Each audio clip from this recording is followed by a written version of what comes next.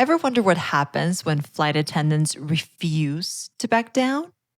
Already leaving a trail of chaos at airports across the country, the strike by Air Canada flight attendants injected now with more uncertainty and disruption. This is it. Air Canada's crew are defying government orders, grounding thousands of flights, and sparking one of the biggest labor battles in Canadian aviation. I'm Veronica, for those of you who are new here and have spent 10 years flying with Emirates.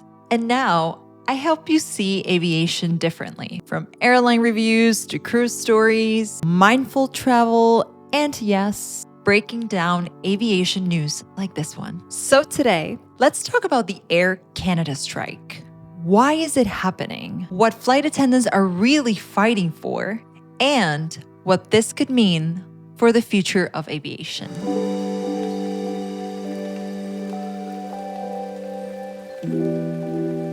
So here's what happened. On August 13th, Air Canada's flight attendants issued a formal strike notice. And just 3 days later, on August 16th, about 10,000 of them walked out of the job. And that, of course, immediately grounded hundreds of flights, leaving more than 100,000 passengers completely stranded, not only in Canada, but all around the world. Air Canada quickly asked the government to step in, and within hours, Canada's jobs minister used something called Section 107 of the Labor Code to force binding arbitration and order crew back to work. But the flight attendants, who were represented by their union, refused. They stayed out on strike, saying they had the right to fight for fair pay and proper working conditions. And that defiance is what has made this strike so historic. Now let's talk about what they're fighting for. Basically two things: wages and a little something us aviation professionals know too well: ground pay. First, wages. So entry-level flight attendants at Air Canada have seen their pay rise just $3 per hour since the year 2000. And over that same period of time, inflation in Canada rose nearly 70%. So from what they've described today, many cabin crew make around $35,000 per year, which is barely enough to cover rent costs in cities like Vancouver. And the second thing is ground pay. And I feel like discussing this is already such a huge thing and is going to be so impactful in the aviation world, because this is unpaid work that every flight attendant knows a little too well. And it includes going through security, pre-flight checks, which is, when flight attendants go through the cabin and check every single seat, every bathroom, every storage, everything to make sure there's nothing that's not supposed to be on the plane, if you know what I'm talking about. Boarding passengers, waiting for delays, handling medical cases, which happens a lot during boarding and disembarkation, and disembarkation. So right now, a lot of airlines don't pay for that time. And it's basically been the standard in the airline industry for far too long, if you ask me. So the way it works for flight attendants is that it's only when the door closes or the chocks are off that the clock starts and they start getting paid.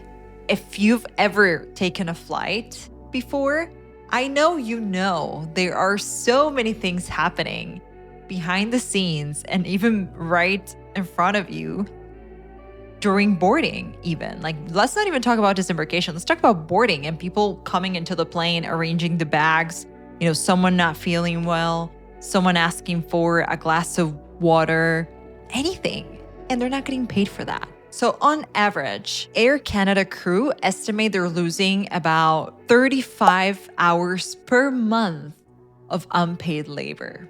That's around $11,000 a year just gone.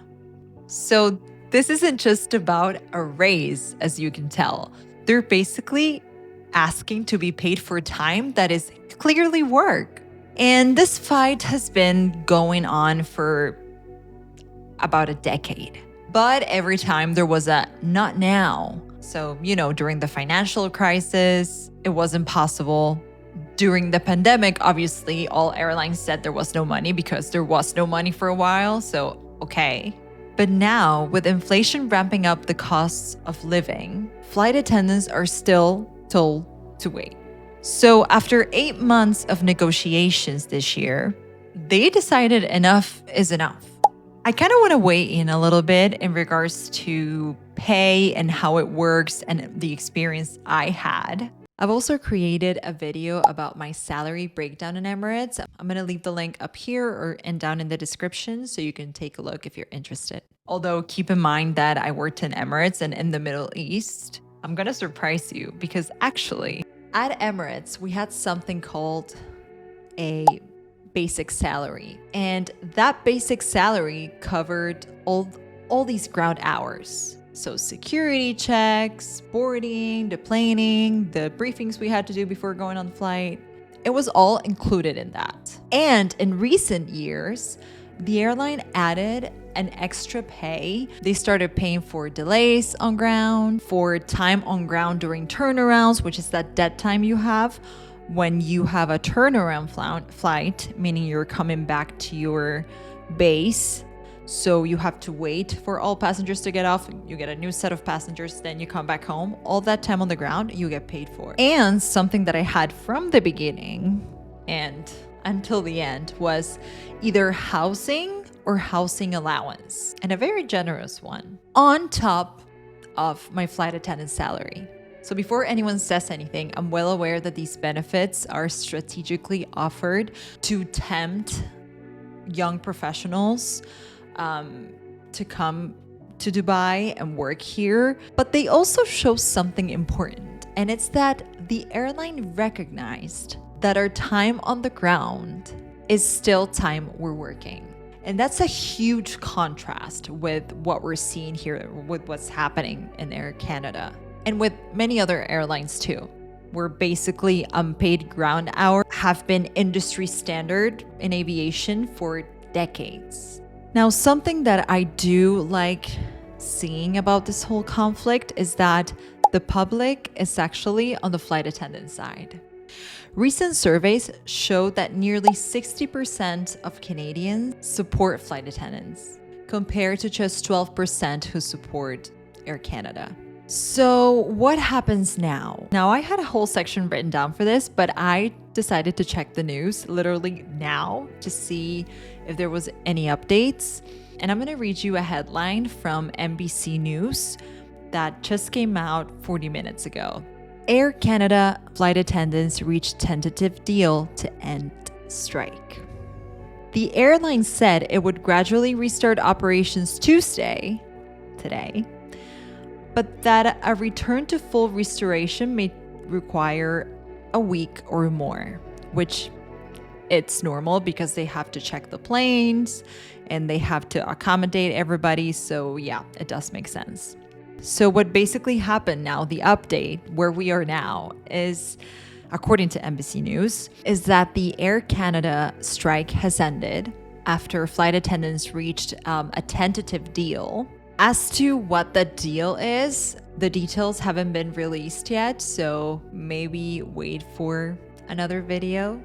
If you want to hear a take from a former flight attendant, an aviation professional, every minute you're in uniform, you're working because you're responsible for passengers' safety. And that also includes safety on the ground. It starts long before the plane takes off and it lasts way long after it lands. And to not be paid for that is something that I can't even wrap my head around. When crew are compensated fairly, everyone wins. Passengers are safer, service improves, and the industry as a whole just becomes more sustainable.